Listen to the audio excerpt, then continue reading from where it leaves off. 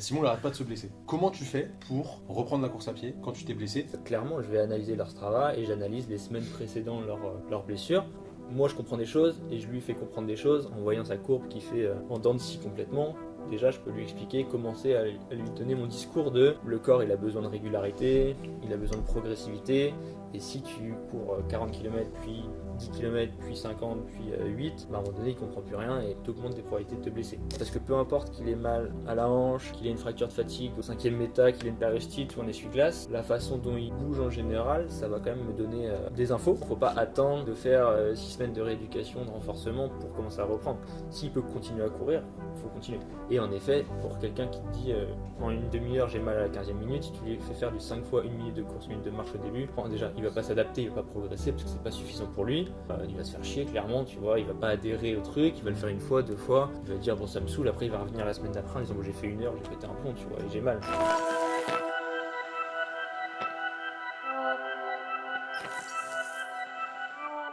Salut les amis, bienvenue dans ce nouvel épisode du Training Therapy Podcast saison 2. Aujourd'hui, je suis avec Simon, mon acolyte de toujours, et Étienne. Étienne, comment ça va? Ça va, très bien, très content d'être là. C'est plaisir partagé. Est-ce que tu peux te présenter rapidement pour ceux qui ne te connaissent pas? Ouais, moi c'est Étienne, je suis kiné du sport du coup, spécialisé dans la prise en charge du coureur à pied, je bosse à Rennes. Et à côté du coup j'ai créé une structure de coaching et préparation physique en course à pied, donc pour progresser en course à pied et atteindre ton objectif que tu te fixes. Tout simplement. Tout simplement. Nous sommes de fidèles clients de BIP. Ça commence à faire un moment. Ouais. Avec Simon, on se la donne sur la course à pied, enfin l'un plus que l'autre, parce qu'il y en a un à qui il arrive des bricoles assez souvent. Ça, c'est les gens talentueux. Non, ils ont beaucoup de talent. Des bricoles, c'est pas des bricoles gastriques, faiblesses. c'est des bricoles articulaires plutôt, Ouais, des ou petites musculaires. bricoles. C'est important de préciser parce qu'il peut se passer d'autres bricoles. Alors, c'est pas à cause de toi, hein, parce que c'est jamais à cause de la charge d'entraînement, mais c'est à cause de facteurs un peu externes. C'est la charge mentale, il me fatigue. C'est l'orgueil. Simon, il n'arrête pas de se blesser. Ouais.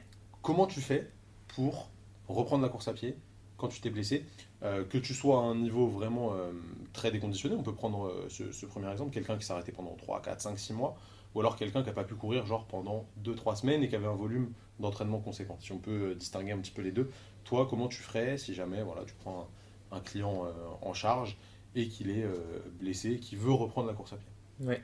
C'est vrai qu'il y a plein de cas de figure différents. Tu vois, ça peut être un cas de figure comme Simon qui se fait mal au dos une semaine et qui peut quand même faire autre chose à côté et qui reprend la course à pied. où là, on va reprendre quasiment au niveau où on était avant qu'il se blesse. Mais on va reprendre un cas peut-être plus typique, tu vois, qu'on a au cabinet de kiné. Quelqu'un qui s'est blessé, qui a du coup écouté son médecin, qui s'est arrêté par exemple pendant 1, 2, 3, 4 semaines. Il a réessayé, c'était pas mieux. Bref, tu le vois après quelques semaines où il n'a pas couru. Ça, c'est des retours fréquents que tu as de la part des patients qui consultent leur médecin pour ça. Le médecin, généralement, il dit de s'arrêter. En tout cas, la chose qu'ils vont faire, soit ils le font eux-mêmes parce qu'ils voient que ça leur fait mal de courir 1 heure comme ils essayaient de faire d'habitude. Ce qui est logique. Du coup, ils se disent qu'est-ce que je vais faire, j'arrête de courir, je réessayerai plus tard. Ce qui est une réflexion qui peut se comprendre, même si c'est pas la bonne au final, on va en parler, mais voilà. Ou alors, en effet, c'est quelqu'un, le médecin ou quelqu'un d'autre qui a préféré conseiller d'arrêter de courir. Bon, Ouais. Après, il y a le changer de. C'est parce que tu cours sur du bitume, ça abîme les genoux, ça c'est la raison, on sait. Et ça, c'est ancré fort, Ouais, très très fort. attention, il faut courir sur de l'herbe. Non, ça c'est ancré fort et bon, encore une fois, c'est au cas par cas, mais généralement, ça n'a rien à voir, on est bien d'accord. Donc, c'était quoi la question? C'est comment tu gères un patient qui arrive au cabinet et qui est blessé? Exactement, qui s'est arrêté pendant une période Ouais. importante qui amène un déconditionnement, quoi. Bon, déjà, il faut faire un point sur aujourd'hui, comment il va, ok? Est-ce qu'il a mal? Est-ce qu'il a... Enfin, faire un diagnostic, en fait, kiné, on va pas revenir là-dessus, mais avoir une idée de vraiment pourquoi, enfin, vraiment qu'est-ce qui le gêne, et du coup revenir en arrière sur, ok, tu t'es blessé il y a 4 semaines, qu'est-ce que tu as fait avant, comment tu as géré ton entraînement avant, et mettre en lumière les facteurs de pourquoi il s'est blessé. Et ça peut être énorme, c'est souvent, quand même 75% du temps, 80% du temps, en fait, qui s'est entraîné un peu n'importe comment. Quelle question tu poses justement pour essayer d'aller dépister un petit peu ces mauvaises gestions de l'entraînement? Est-ce que tu as Strava? Ah, ça, clairement. c'est une bonne question. Non, mais Simple, vraiment, efficace. maintenant je le Comme ça, pose tu vas regarder les à stats, quoi. toutes les. Parce que tu vois, les patients, et nous les premiers, on dit, je leur demande combien de fois vous courez par semaine, etc. 3 fois à peu près. En fait, des fois, quand tu checkes le Strava, bah, c'est 3 fois une semaine, mais c'est une fois la semaine d'après, 4 fois. Mmh. En fait, donc, même si je fais confiance aux patients, je regarde leur Strava. Maintenant, ils ont quasiment tout Strava. En vrai, c'est très simple. Et surtout, maintenant, comme moi, je prends en charge que des coureurs à pied, bah, ils ont tout Strava. Ok. Et clairement, je vais analyser leur Strava et j'analyse les semaines précédant leur blessure. On voit pas tout sur Strava, mais on voit au moins le volume d'entraînement, on voit au moins combien de kilomètres ils ont fait dans la semaine. C'est vrai que c'est bien fait. Je, Ça. je regarde rapidement le contenu de leur séance, s'ils ont fait que du fractionné, s'ils ont fait plutôt des sorties longues, des sorties courtes, etc. Et déjà, rien qu'avec ça, ça fait une base pour discuter avec le patient.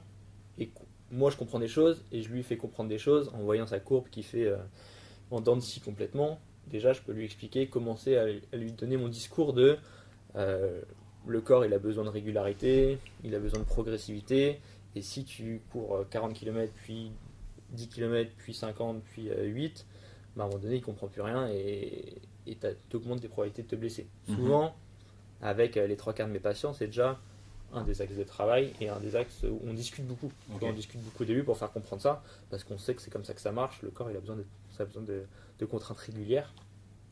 Et voilà. Donc, première chose que je fais avec tous mes patients coureurs, je check leur Strava direct. Tu regardes combien de semaines en amont de la blessure? Je regarde quand même au moins 4 semaines. Ok. Au moins les 4 semaines précédentes. Après, au-delà de ça, je regarde un peu la tendance, mais je regarde spécifiquement les 4 dernières semaines.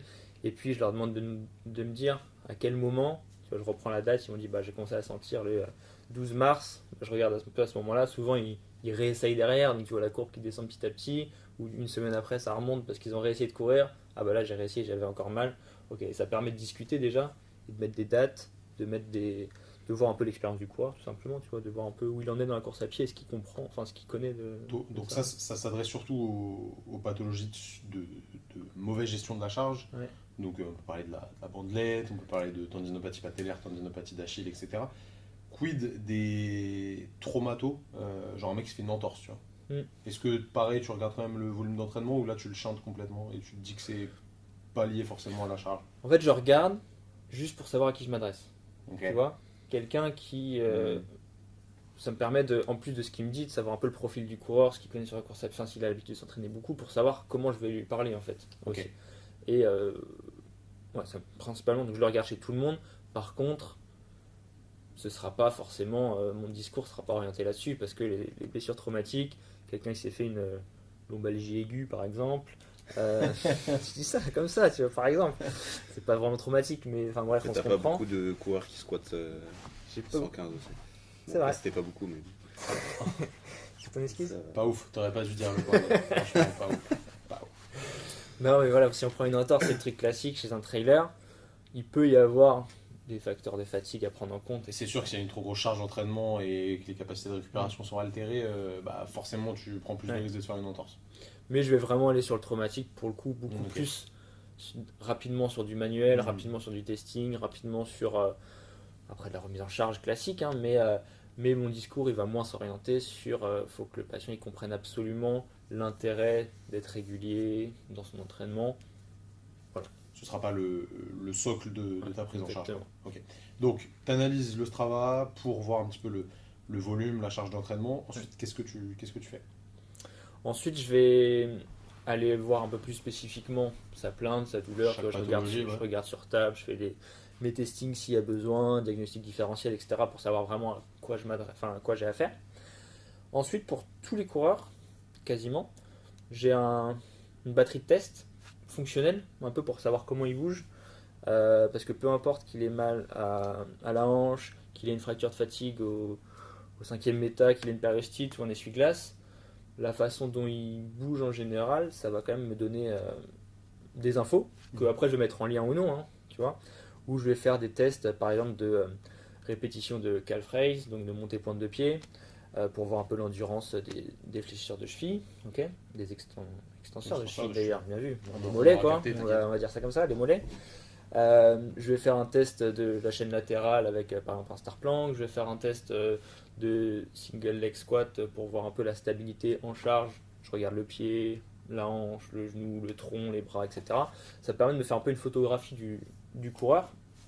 Et après, je mets en relation ce que je vois là, les tests spécifiques que j'ai fait pour la problématique, si c'est une cheville ou quoi que ce soit, les tests spécifiques que j'ai fait pour ça, et mon bilan fonctionnel, pour ensuite avoir vraiment la photographie du coureur et dire ok, lui par exemple, il gère bien sa charge d'entraînement, c'est sûrement pas le problème.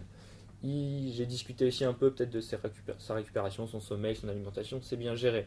J'ai fait mes tests au niveau articulaire, il n'y a pas de problème. Mais par contre, sur le bilan fonctionnel, on voit que sur sa chaîne latérale, à droite par rapport à la gauche, il a une Il est charrette, grosse etc. différence, Ok. machin. Je me dis, je mets tout ça en relation.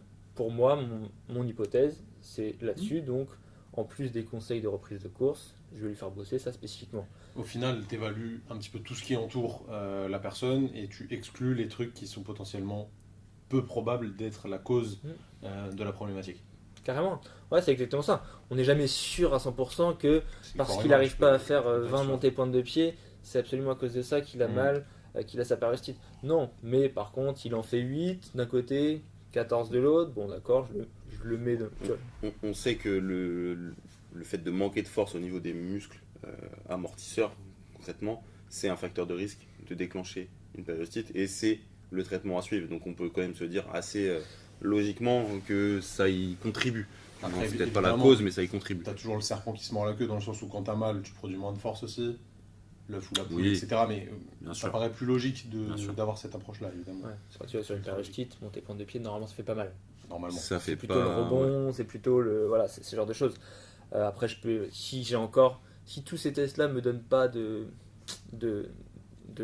comment dire, de direction à claire prendre, ouais. pour le testing, enfin pour la suite de la rééducation, je vais faire des tests plutôt de rebond, de drop jump, voir un peu sa qualité de pied, etc. pour aller encore plus loin. Mhm. Chez certaines personnes, ils vont me voir parce qu'ils sont capables quand même de courir leurs 80 km par semaine, ils le font, mais ils sentent qu'il y a une petite gêne, douleur qui traîne, ils préparent un marathon pendant 2 mois, ils ont envie que ça parte. Bah, des fois, juste faire les testings classiques, ça suffit pas, donc on va plus loin.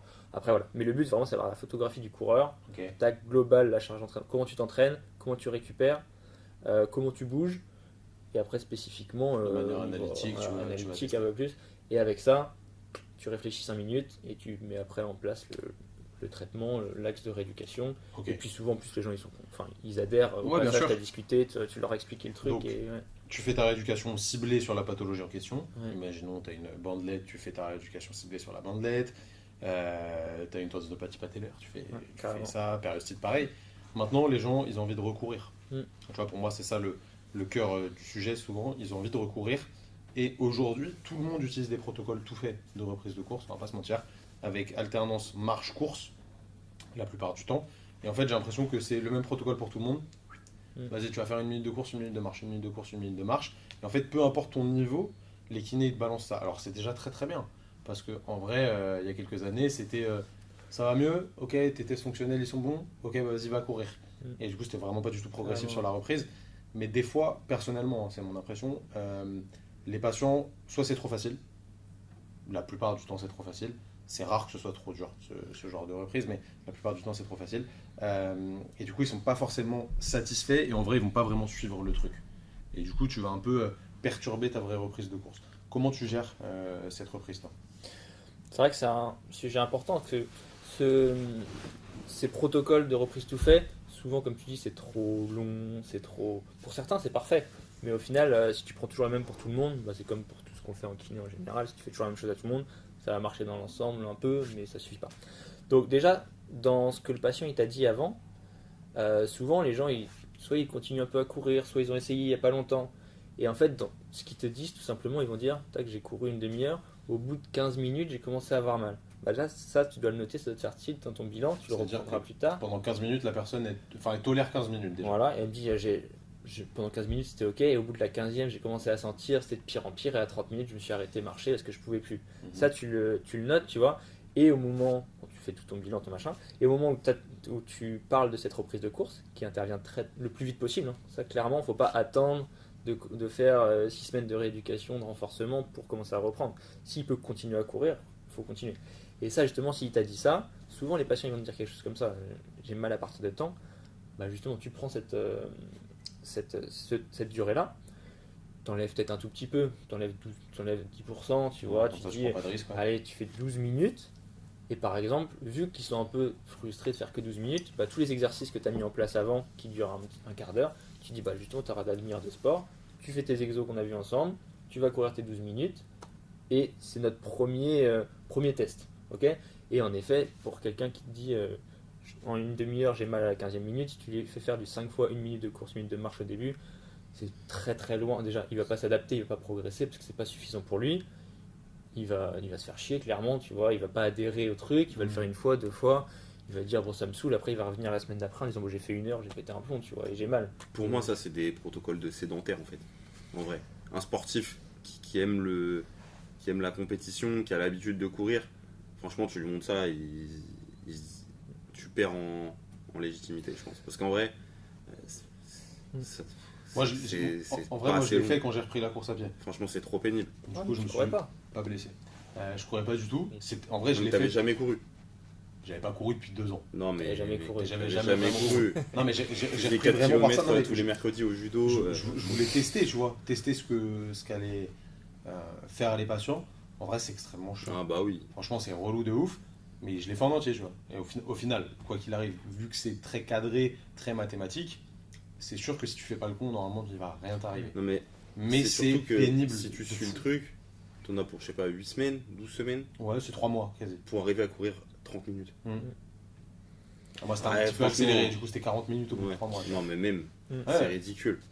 En vrai, un être humain, il est capable, quasiment, enfin, un être humain, quelqu'un qui a l'habitude de L'être humain bouger. du 21e siècle. Non, Pas du lui. coup, mais en Celui vrai, qui mange du Nutella Non, tous les non. jours. non, mais je pense C'est qu'un ça, le être problème. humain, il est capable de courir 30 minutes sans faire du 1 minute, sans problème. Oui, mais S'il a des bonnes capacités de récupération. ça dépend de l'âge, ça dépend de plein de Oui, choses. Toi, t'es trop. Tu peux pas Non. généraliser comme ça, mais On prend ta mère, elle peut pas courir 30 minutes d'un coup là. Ah ben, Pas sur les non, mamans. Mais non, mais elle, c'est un fait pas, exemple. elle fait pas de sport, elle a jamais fait de sport. Du c'est coup, pas ça. actuellement, elle n'est pas capable. Non, mais un être humain Enfin, en si- actif. En Un soi, être si, humain actif. elle est capable, mais forcément, il y aura des conséquences après. Mais limite pas. Je Ah pense. ouais 30 minutes, je pense pas. Je pense que si tu arrives à avoir un rythme lent, je suis sûr que ça va. Justement. Et pourtant, c'est pas quelqu'un qui est sportif. Ça m'amène à une autre question. On avait le problème avec certains patients à l'époque, avec Simon. On peut penser à quelqu'un qui s'était fait opérer de la hanche en particulier, un bel énergumène.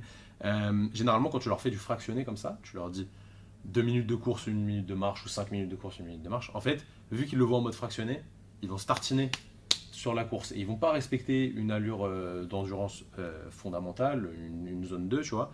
Parce qu'en fait, ils se font chier, déjà, premièrement. Et vu qu'ils le voient en mode fractionné, pour eux, dans leur tête, c'est direct, vas-y, je vais mettre de l'intensité. C'est Comment pas, tu il gères ça le voit pas en fractionné, je pense que c'est une question de sémantique aussi. C'est-à-dire que toi, tu le vends en tant que fractionné. Oui. Et sur la feuille, il est écrit fractionné, c'est marche-course. vrai que sur tes mots, en fait, Mais- tu te rends pas compte. Mais T'es sportif, fractionné, ça veut dire que tu vas te pulvériser. je Mec. t'envoie. Et quand ça fait 6 mois que t'as pas couru, t'entends fractionné, tu veux y aller. Donc, Comment je tu pense fais pour que la pilule elle passe bien, toi Ah, déjà, juste pour revenir sur la question d'avant, le programme 1 minute pour arriver en 3 mois à 30 minutes de course, là en y réfléchissant, en 1 an, je pense que j'ai donné un patient complet, tu vois. Donc au final, à chaque Quel était son profil C'était fait amputer. Non, Quel non, gamin. non, c'était quelqu'un en plus qui était. En fait, il avait déjà fait 3 rééducations avec d'autres personnes. Il en avait marre, il avait déjà réussi de reprendre la course à chaque fois pour différentes raisons. Il n'avait pas réussi à aller jusqu'au bout, jusqu'à cette demi-heure, parce que des fois il en faisait d'un coup trop. Il m'a dit là, j'ai qu'une envie, c'est d'être le plus discipliné possible, le plus Ok. carré possible, prendre aucun risque. Je vais suivre ce que tu me dis à Ouais, la lettre. C'était le bon profil. Et Pas de machin. prise de risque, quoi. Et du coup, lui, il avait presque, si je déviais du programme, c'est lui qui allait me dire non, j'ai envie d'être le plus. J'ai dit bah ok, bah, c'est parfait. Lui, je suis sûr, j'ai pas besoin de lui vendre, enfin, de le fliquer derrière et d'être sûr qu'il a pas fait plus. Parce que là, vu comment il arrive au début au bilan, il me dit qu'il veut absolument être le plus carré possible. Et il me dit je veux prendre 3 mois, je veux pas prendre moins que ça. Et je veux arriver à là. Je dis bon bah on est parti. De toute façon, comme on dit, il n'y a aucun risque à faire ça.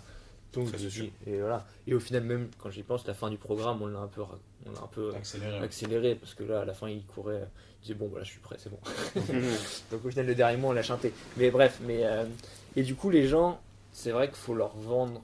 C'est pour ça que des fois le fractionné course-marche c'est pas forcément la bonne solution justement pour les gens qui qui ont tendance à s'envoyer. D'ailleurs, ça m'amène sur une autre question avant le fractionné, pour que les gens qui nous Ouais. écoutent comprennent un petit peu mieux. C'est quoi l'intérêt en fait d'alterner par de la marche? Parce que c'est pas forcément super logique en soi. Est-ce qu'on a Ça, c'est une bonne des explications? Non? Bah, tu diminues les contraintes.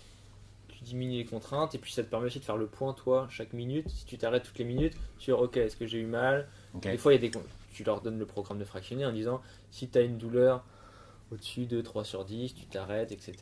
Bon, ça leur permet au moins de chaque minute de faire le point là-dessus. Ok. Ça leur permet chaque minute aussi, des fois, si tu leur fais une analyse de course et que tu as donné des consignes particulières, Reconcentrer de là-dessus. se reconcentrer parce que sur 10 minutes, mettre en place une consigne de se grandir ou augmenter ta cadence de pas, que ce soit, tu le fais 1-2 minutes et après tu passes à autre chose. C'est normal, tu passes à autre chose. Là, ça te permet chaque minute de faire ça. Après, d'un point de vue voilà, contrainte mécanique, le fait de marcher, courir, ça diminue un peu la charge de l'entraînement. Oui, parce qu'il y a moins de Mais- plio, il y a moins de Je pense que vitesse. tu récupères aussi d'un point de vue force musculaire. Ouais, Là où potentiellement la cause de la douleur, ça serait une diminution du Dégradation, niveau de tu vois, force parce ouais. que tu fatigues. Et du coup, la marche permet de récupérer musculairement un petit peu en force, quoi. Carrément.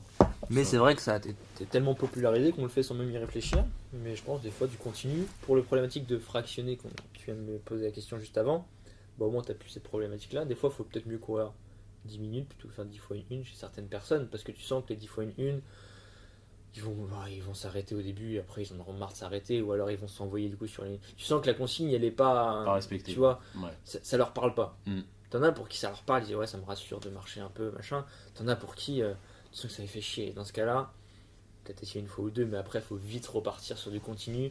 Si c'est toléré, donc c'est-à-dire pendant la course, après le lendemain matin, faut pas que ça ait fait exploser les douleurs, faut pas qu'il y ait des douleurs plus importantes que ce qu'il y avait avant, etc. On va mettre des consignes qui vont avec, mais des fois, tu te rends compte que tu peux aller un peu plus vite.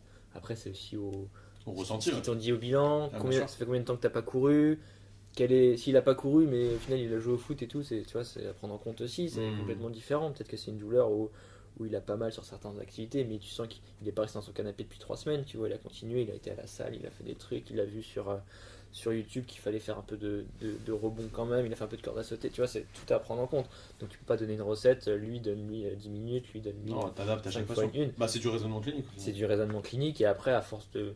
Des fois, on se trompe, hein. Des fois, tu leur dis fais 10 minutes continue.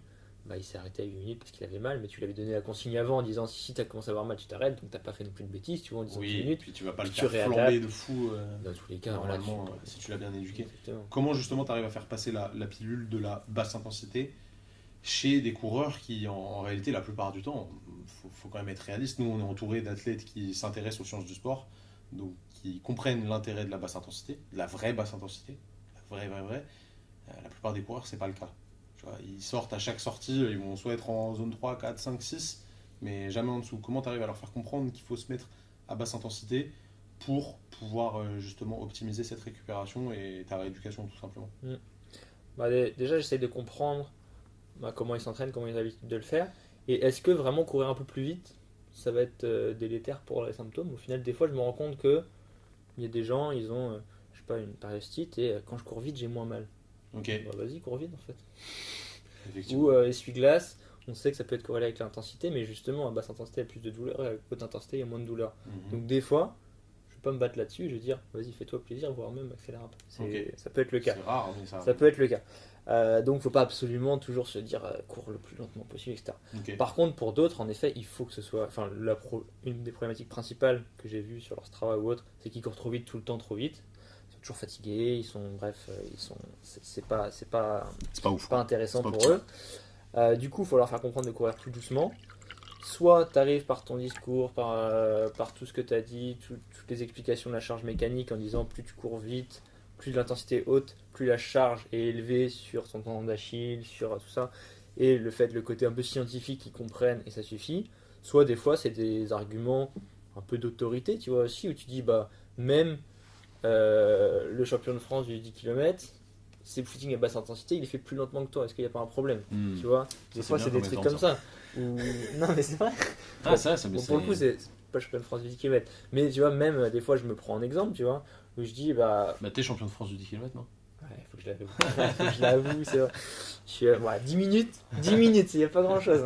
8 minutes peut-être. Non, mais des fois, je me prends un exemple où je dis, bah, tu vois, toi, tu fais tel chrono, moi, je vais un peu plus vite que toi. Et pourtant, ma basse intensité, mes footings, je les cours 1 minute plus lentement que toi au Non, mais kilomètre. c'est bien de mettre des rapports comme ça. En Est-ce vrai. des fois, faut pas toujours prendre en exemple des gens, mais Non, des fois, ça parle. te dire, et même des gens, où je leur dis, bah, même le champion olympique, quand il fait sa coupure TT où il s'arrête 3 semaines, il reprend avec un footing de 20 minutes. Toi, t'as repris avec un footing de 1 heure alors que tu t'es arrêté 3 mois. Est-ce que c'est pas un problème, tu vois? Tu peux mentir un peu de toute manière. Pour le bien du patient. Oui. C'est toléré. C'est toléré. C'est Bien toléré. sûr, C'est accepté. faut être Ok. sûr de toi, c'est Non, tout. mais tu vois. voilà, tu vois. Non, mais Ok. des fois, c'est des arguments comme ça où tu dis, bah, ou alors, je t'oblige, voilà. Ok. Si tu me montes ton Strava la fois prochaine, et je veux pas que tu ailles plus vite que 5 au kill ou 6 au kill.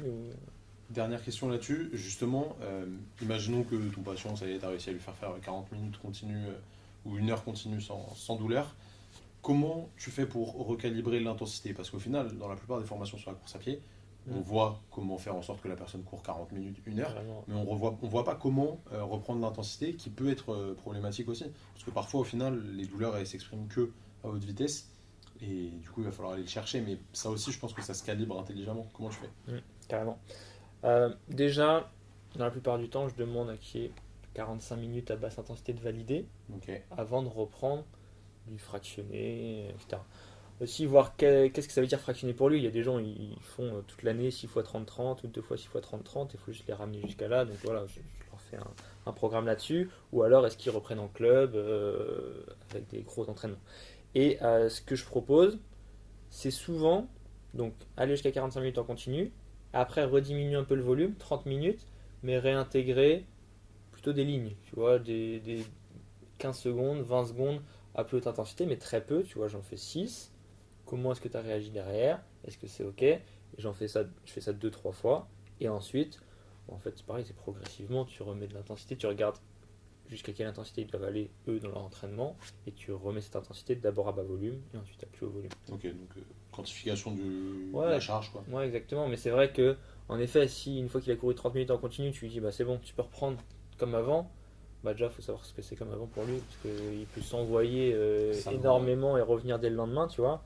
Voir s'il court en club ou pas, qu'est-ce qu'il prépare, Mhm. s'il fait de la piste, c'est différent pour les tendons d'Achille, d'être courir en pointe, etc. Tu vois, il y a tout l'environnement à comprendre pour le remettre jusqu'à son environnement normal. C'est ça, courir 30 minutes en continu, pour certaines personnes, en fait, c'est ce qu'ils faisaient avant, donc ça suffit, pas besoin de parler de ça. Plus, ouais. Pour d'autres, ils cherchent à faire 32 minutes ou 10 km, donc ils vont s'envoyer des grosses séances, etc.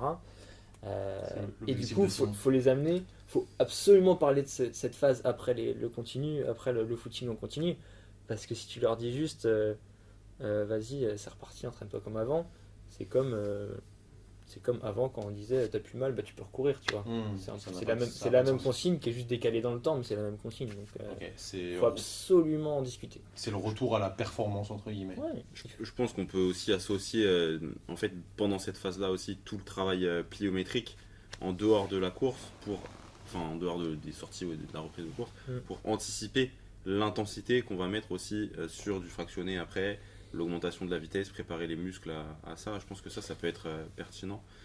Et en effet, comme tu disais, le fait de faire quelques accélérations, ça reste du renfort ultra spécifique, donc ultra pertinent, avec au final un minimum de contraintes. Si tu fais 6 fois 50 mètres en accélérant, si tu sais te doser bien sûr, en accélérant tu vas avoir un renfort ultra spécifique qui va être ultra pertinent pour la suite, et tu peux le faire finalement assez rapidement. Bah, tu vois, la vitesse, et ça, les lignes comme on parle, c'est un peu là où se rejoignent ton renforcement que tu as fait évoluer tout au long de la prépa, enfin tout au long de la rééducation, ta course à pied à basse intensité que tu as fait évoluer tout au long de ta rééducation, et à la fin, le mix des deux, c'est un peu des lignes, donc c'est du renfort spécifique, mais c'est aussi de la course, et c'est vraiment, comme tu dis, du renfort ultra spécifique, et encore plus sur une problématique d'intensité comme une tendinopathie d'Achille, ce genre de choses, il faut absolument aller par là. Et la pliométrie, tu l'as fait évoluer dès le début, on n'a pas parlé dans la rééducation, mais en effet, des petits pogo jump à 2 jambes, à 1 jambe, machin, ça fait partie des exercices spécifiques qu'on a mis en place au CAM, la corde à sauter carrément. Et ce fait que tu arrives à remettre de l'intensité, des lignes, puis ensuite repartir sur ton entraînement normal. Mais ouais, c'est vraiment clairement ça. Très stylé. Un dernier truc pour conclure là-dessus, où je pense qu'on a fait personnellement le tour, mais... Ouais, bah si si t'es blessé, n'hésite pas à aller voir un professionnel qui connaît le sujet, tu vois, parce que dans tous les cas, tu sors de là avec des nouvelles connaissances, des nouvelles infos sur la façon de t'entraîner pour pas te blesser ou sur la gestion de tes douleurs ou quoi que ce soit. C'est toujours hyper intéressant, c'est ça. Si tu te poses la question sur est-ce que je dois aller voir un kiné, bah c'est qu'il faut y aller, tu vois. Oui. Mais par contre, quelqu'un qui connaît. Je pense qu'en fait, les gens ils savent à peu près ce qu'il faut faire, mais ils n'ont pas le cadre. Ouais, Et le kiné, il est là pour cadrer les choses, te dire c'est quoi faire. Et en vrai, t'es toujours meilleur quand tu ne dois pas réfléchir à ce que tu as à faire et ce que tu vas faire, parce que émotionnellement, c'est difficile de réussir à faire la part des choses quand c'est toi qui te programme et qui fait les choses. T'es toujours un peu dépassé par ton envie, alors que si quelqu'un te dit tu fais ça, bon, tu réfléchis pas, tu fais ça. Exactement. Genre faire des duels en sprint en côte avec un ami, tu vois, généralement ça, Et avec le coach à côté. ça tourne mal. Bref, les amis, si jamais vous voulez plus de tips, plus de conseils comme ça, n'hésitez pas à aller suivre Étienne et toute son équipe sur Instagram, Build Your Perf. On vous le mettra dans la description de la vidéo ou juste ici. Et si vous êtes kiné et que vous voulez aller plus loin sur la rééducation des pathologies du coureur, on vous a préparé une formation complète à ce sujet avec Étienne et Brian, qui va être vraiment une masterclass. Pour vous inscrire, vous cliquez directement sur le premier lien dans la description. En attendant, si vous êtes sur YouTube, n'hésitez pas à vous abonner à la chaîne, lâchez un gros pouce bleu, évidemment, ça fait toujours plaisir. Dites-nous en commentaire là où vous galérez avec vos patients quand vous leur faites reprendre la course à pied. Si vous êtes sur Spotify, Deezer, Apple Podcast, n'oubliez pas de mettre une review, 5 étoiles, c'est très important, ça nous aide à inviter encore plus de monde et faire des podcasts géniaux comme celui-ci. Répondez au sondage sur Spotify, ça va nous donner une petite tendance pour voir comment on oriente les prochains épisodes sur la course à pied. En attendant, prenez soin de vous, prenez soin de vos patients. Nous, on se dit à la semaine prochaine. Salut tout le monde. Salut à tous.